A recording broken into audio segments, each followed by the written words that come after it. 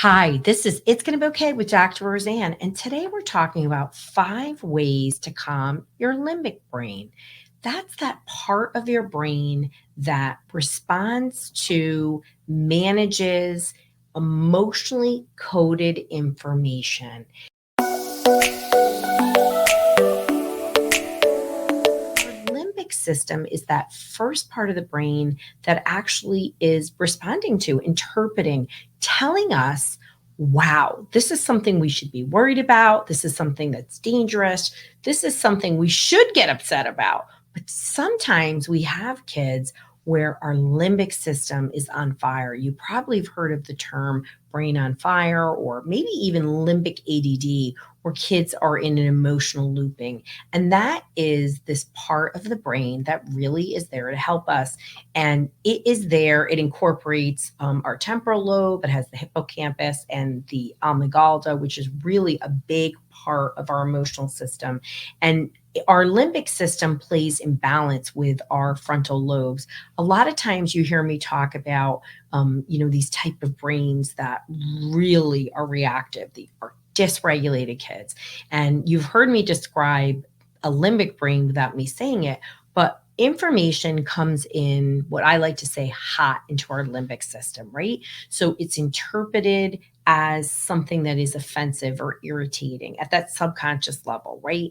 And these are those kind of kids where you're like, what are they getting mad at? I was talking to a mom recently and I was like, she's always mad. And I'm like, yeah, they're the kind of kid where you're like, have some candy. And they're like, I don't want candy, where it's something so benign or even joyful and there's an irritation. And that's because their limbic system is overactivated. When I do those brain maps, what you see is literally too much activity, right? Sometimes it's the actual structure or the communication between that. And our limbic brain has different components to it that help us manage stress, right? It has a temporal lobe, the amygdala, and it works with our frontal lobes. So in our limbic system, you interpret it, and then our frontal lobes are supposed to be the brakes and say, okay, Fred, you shouldn't really get upset because your sister said good morning.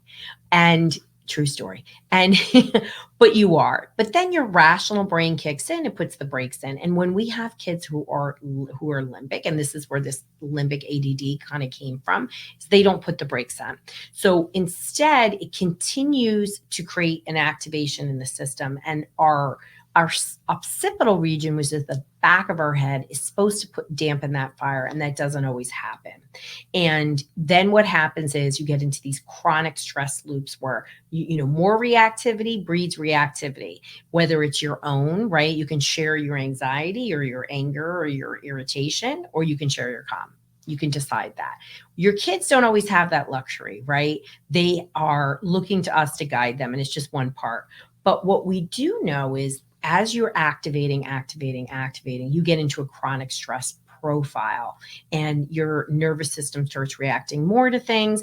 And actually, chronic stress reduces the actual volume of our gray matter. It starts those frontal lobes start working less, right? And we have a pattern of kids, and you'll hear me talk multiple times about limbic ADD. Well, now this limbic ADD, we're often talking about reactive sensitivity dysphoria. If you haven't listened to that episode, please do. It's one of my most popular blogs. But these are kids that are just super hypersensitive to real or perceived criticism, rejection. And that's because this limbic system, this part of their brain that's supposed to interpret emotionally coded information, is overreacting. And boy, these are hard kids to parent. These are kids that feel so bad about being upset, but yet kind of like just get stuck. And it's a really difficult situation for everybody, and everyone tries their best. So let's talk about 5 ways to calm the limbic system, right? So we can't have a brain on fire. You can't expect a miracle and not do the work. You have to do things. And we're talking about ways to calm the brain, but we can never forget therapy, because they're like peanut butter and jelly. They're salt and pepper. You need to have them together, right? And we have to calm and then do new behaviors, right? So diet, right? Diet is one of these things that people say, well, I don't have time for that, right? And everyone always wants to know, how do people get such amazing results from me? Or when do they get amazing results? Well, you know that first of all, they're listening to me. Um, they're following the guidance, right? Remember, I've done the work for you, but you have to have a healthy diet.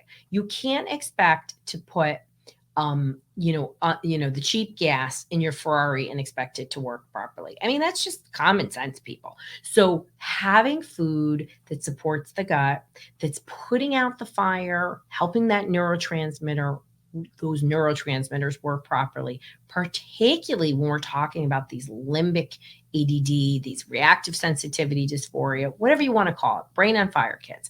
They need protein consistently, non-dairy, and they need a boatload of fat. So, avocados, smoked salmon, hummus, different nuts, whatever you can do to help the brain calm down, get the neurotransmitters working properly. You don't need meds for that, people. You can use a lot of food.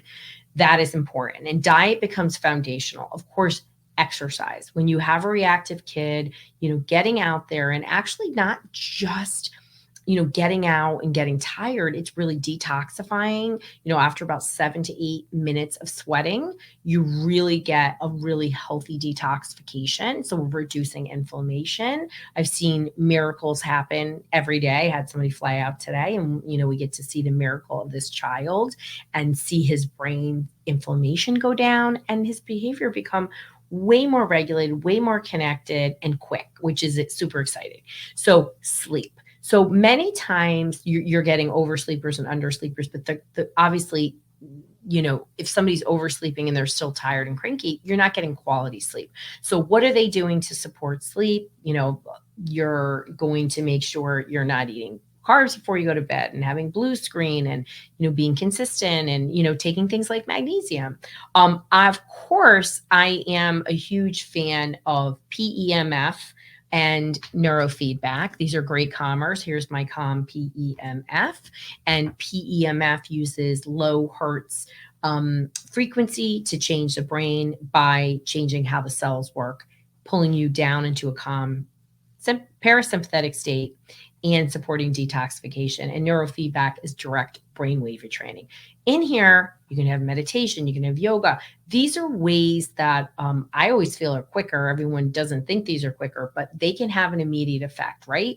Just like you can drop weight if you switch your diet, you actually can get your brain to work better. So work on these. Be consistent. Miracle didn't happen. The same lady who, wanted to tell me her neurofeedback wasn't working the way she expected. Well, they did 19 sessions in 8 months. It's just not going to provide the kind of consistency. We need consistency. So if you're changing your diet, you don't get to have Cheetos in moderation. You got to get rid of them, right? And then remember what I said, really pair it with good behavioral learning. What are you doing to fill your cup? This is overwhelming. How are you regulating? And if you have a very emotional reactive kid, they need therapy. They need therapy from a qualified therapist. And it doesn't mean you're doing something wrong or they're doing something wrong. They need a way that's going to give them the support to change their behaviors. And it takes some elbow grease. But, all good things, right, are sometimes not always the easiest path. And you absolutely can do it. So limbic brain, you're starting to understand, getting more reactive as it overreacts, it's going to happen more and more. We got to calm it down. We got to teach your child better coping skills. And if you haven't listened to the coping skills series, please do. You got this.